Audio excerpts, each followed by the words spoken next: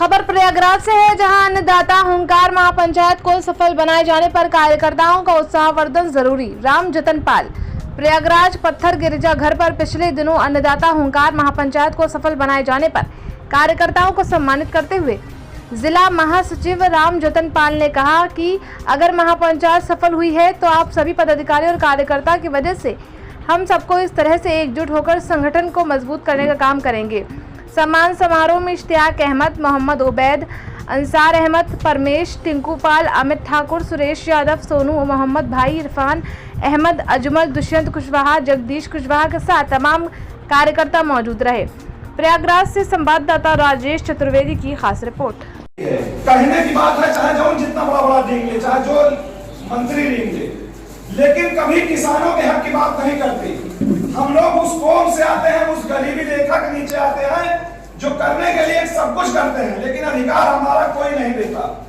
सरकार जो भीख देती है, कहा भी ठीक है, साहब जी ने एक चीज कही, भीख पे मत डिपेंड करो। वो हमको याद दिला देते हैं कि जो खेती का सौदा है वो घाटे का सौदा है। विश्वास कीजिए, कुछ दिन पहले जब देश आजाद हुआ था, लोग नौकरी करना पसंद नहीं करते थे। बुजुर्गों से चाहे पूछ लेंगे, मालूम चलेगा। आज क्यों नौकरी के पीछे जा चाहते हैं? क्योंकि पहले जो खेती करता था, जो खेतीहर था, उसको जिम्मेदार कहते थे। आज जो खेती करता है उसको मजदूर कहते हैं, जिम्मेदार नहीं कहता कोई। ये केवल सरकार ने सोच बदला है। चाहे जितनी महंगी खेती करेंगे, हमारे पूर्वज जो हुआ करते थे, बीज को संचित करने के लिए नया बीज जब होता था तो उसमें से निकाल करके गगरी में रख देते थे।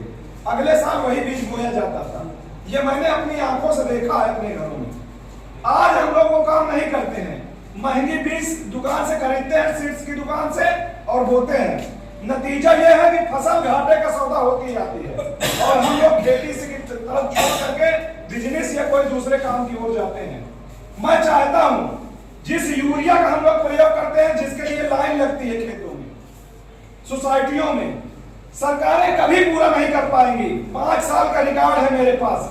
हर साल अक्टूबर में दिया हूं, अक्टूबर में फिर ज्ञापन दूंगा। उस ज्ञापन में रहेगा कि गेहूं के बोने से पहले सोसाइटी में खाद आ जाए।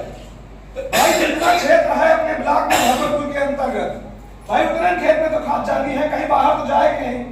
सरकार को मालूम है, फिर भी गेहूं बोते समय आपको खाद नहीं मिल पाएगी, इसकी गारंटी है मेरे पास। 5 साल से कहते कहते इस बातों को नहीं गौर कर पाई सरकार। 23 ब्लॉक है, 23 ब्लॉक में हर जगह शॉर्टेज रहेगी।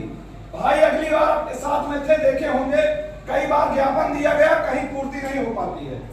मैं चाहता हूं कि हम लोग खाद को डालना बंद कर दें। ये खाद नहीं है, ये एक सोची समझी साजिश है, ये जहर है। जिस मातृभूमि का अन्न हम लोग खाते हैं, उसी में जहर डालते हैं। मेरे पास ऐसे ऐसे तरीके हैं जो किसान, गरीब आदमी बहुत अच्छी उम्दा फसल उगा सकता है बिना खाद को छोड़े। जैविक खाद की ओर अपने लोगों को ले जाइए, जैसे हमारे पूर्वज थे। मोटा अनाज खाने का प्रयास कीजिए, खर्च कम रखिए और अपनी मातृभूमि से प्यार कीजिए। आपकी खेती फिर से लाभ का सौदा होगा और फिर से आप बिजनेस की ओर छोड़ करके खेती की ओर जाएंगे। और मैं चाहता हूं, मैं तो अपने खेत में 3 वर्षों से खाद नहीं छोड़ा। एक एग्जांपल और आपको दूंगा। पहले बारिश होती थी तो केचुआ निकलते थे। जो पढ़े लिखे लोग हैं जानते हैं, केचुआ किसान का मित्र होता है। जिस जमीन में रहता है उस जमीन को उपजाऊ बनाता है। लेकिन जब आप उसी खेत में यूरिया डालेंगे तो केचुआ मर जाएगा। और अगर प्रैक्टिकल करना हो तो गदौरी में 4 दाना खाद रखो और एक कछुआ को रखकर देख लीजिए कितने समय तक जिंदा रह पाएगा।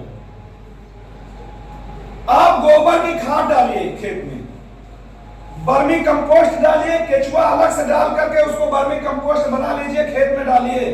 जिस टाइम कच्चा गोबर डालेंगे, कच्चा गोबर ही केचुआ का भोजन है। आपके खेत में जितने केचुआ होंगे, जितनी जैविक प्रक्रिया होगी, समझ लीजिए कि आपकी फसल उतनी ही चमकदार होगी, उतनी ही उसकी महंगी क्वालिटी होगी, उतनी ही वो यूरिया से दूर होगी। अगर आपके गेहूं में यूरिया की मात्रा नहीं होगी, अगर आप चेक करते हैं तो आपकी गेहूं का मूल्य भी 3000 रुपए के ऊपर मार्केट में मिलेगा। अधिकारी लोग वही कराते हैं, वो खाते अच्छा है, लेकिन हम लोगों को यूरिया और डीएपी के भरोसे छोड़ रखा है। तो मैं चाहता हूं कि ये सरकार नहीं पूरा कर पाएगी, नहीं तो 2-3 साल आप भी देख लीजिए। यूरिया डीएपी का बहिष्कार कीजिए, जैविक खेती की ओर हम लोग बढ़े, अपने मातृभूमि को बचाएं, अपने खेत को बचाएं। इसी के साथ मैं अपनी वाणी को विराम देता हूं। एकजुट होकर के अपनी लड़ाई को लड़ें, किसान संगठन को बढ़ाएं, ईंचा पानी से दूर रहें। जय हिंद, जय किसान यूनियन।